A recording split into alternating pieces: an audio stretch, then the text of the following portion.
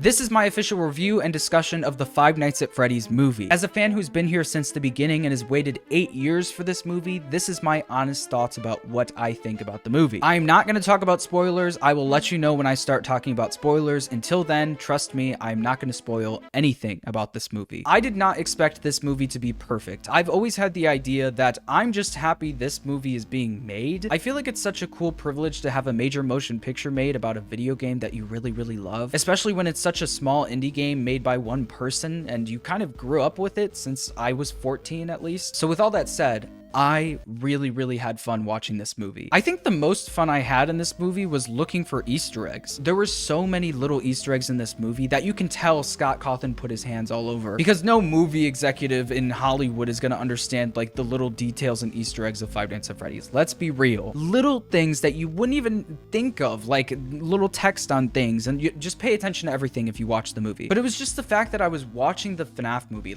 I had to sit back and be like, I cannot believe I'm watching this movie right now. The movie was not perfect also. Like, I'm not gonna sit here and say it was like a 10 out of 10. It was perfect in every single way, because it wasn't. Like, the critics rating is really low on Rotten Tomatoes, and we expected that. I expected that, because this movie wasn't really made for people that aren't fans of the franchise. I think it was really smart of them to make that clear in the marketing. I heard Jason Blum say that a lot before this movie came out, and you can tell that this movie was just made for the fans. Like, if I'm gonna be honest, there are story elements and characters that if you have no idea anything about the games, you might not understand on a first watch, and you might not even understand them on a second watch. Like, you kind of do need like a bare bones understanding of who the characters are in this franchise and why they're doing what they do, so you can understand or at least get what's happening with some things in the movie. But I, as a fan of this franchise, really enjoyed this movie. Like, I could not stop smiling throughout the whole thing, and I think the most fun thing was the Easter eggs, like seeing the little references. You can see that there was so much care put into this movie, especially by Scott, because those Easter eggs wouldn't have been there without him. And there's some Easter eggs in this movie and callbacks that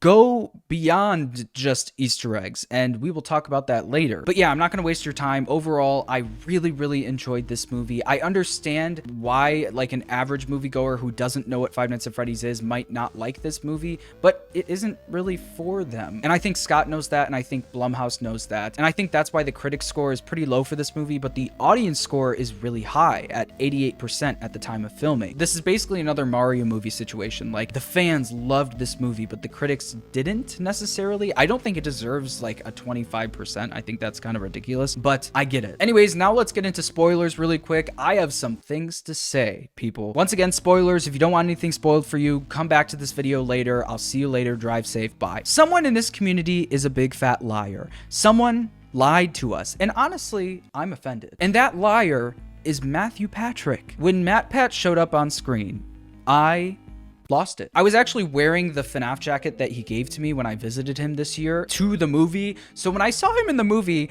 and the people next to me were freaking out about how Matt Pat was in the movie, I was like, do you know that I'm wearing Matt Pat's jacket on me right now? I didn't say that, but it was really cool to see him in the movie, and his cameo was perfect. The comedic timing was perfect. His badge saying Ness on it was perfect. Everything about it was perfect. Like, I'm just so proud of him, honestly. Like, he is such a huge reason why this franchise is as big as it is. So I think it was deserved. And also, the diner he was at was called Sparky's. I was like, oh, that's a cool little Easter egg to like the hoax Sparky from FNAF 1. But no, Sparky ended up being real. There was a Sparky animatronic in the damn movie. I don't know if you caught it, and I don't want to be arrested for putting a frame from the movie that isn't in the trailers on the screen right now, so I'm not going to show it. But next time you see the movie, some people got stuffed into costumes, and one of those costumes was a Sparky animatronic.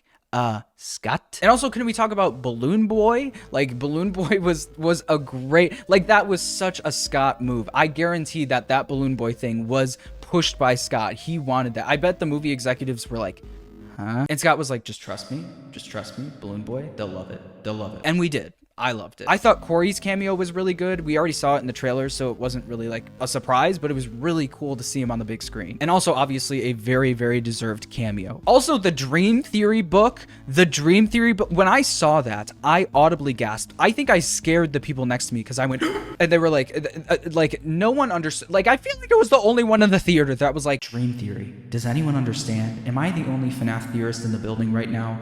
This says Dream Theory. And then the whole movie ended up being about Dream Theory. I bet MatPat was crying the whole movie. And also, can we talk about the giant Ella doll Springlock animatronic?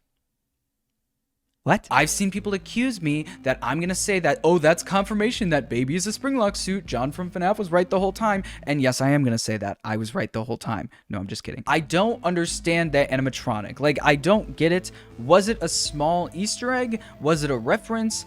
Is that actually the movie's version of baby? I don't know. Vanessa also has a past with that thing. Vanessa is sus. Vanessa in general is sus. I honestly, if I had one gripe with the movie, it was that I wish I got to know more about Vanessa. But if I'm being real, that's probably for the next movie. I was also surprised to see that Scott took the more Silverized trilogy route for the story. In the Silverized trilogy, there's like a torn piece of paper, and it's a picture just like you see the drawing in the movie with all the kids holding hands with Spring Bonnie. And the picture is torn apart, and the kids don't remember what Spring Bonnie did to them. For some reason, the kids are under the control of Afton in the book, and this is also the case for the movie. And in the book, they need help remembering what William Afton did to them so they can defeat him. And that's also what happened in the movie. Abby helped the kids remember who William Afton was, and then the animatronics turned on him, leading to the most epic Springlock scene. I literally was sitting in the theater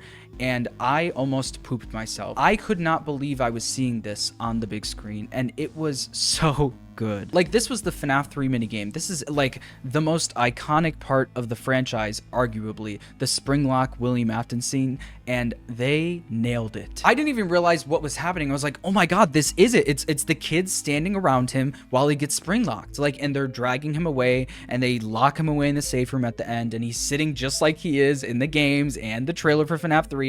It was just wild. Also, we need to talk about the opening credits. I lost my mind when I saw those. It's perfect. It's like details like that are like so cool for the fans of this franchise. Like my mom is gonna be like, okay, like it's just 8-bit. But me, I'm freaking out. I'm peeing myself. I was also wondering if Scott made those, because that kind of looks like his style, but it also doesn't. But it's also been so many years since we've seen like 8-bit FNAF graphics from him, so he might have improved, or I don't know. We'll see. Maybe he'll reveal that it was made by him. Maybe it was made by someone else. I don't know, but it was perfect. And the music in the movie was perfect, and the closing credits was perfect, and the words at the end, COMEFINDME. Come find me. William Afton says, come find me. He always comes back. He's coming back. See you in FNAF 2.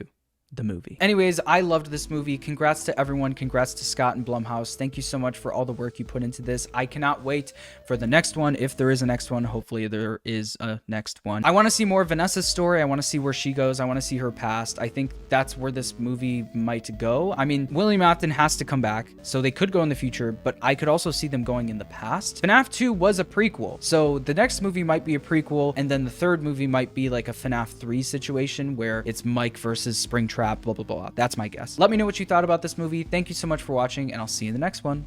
Bye-bye.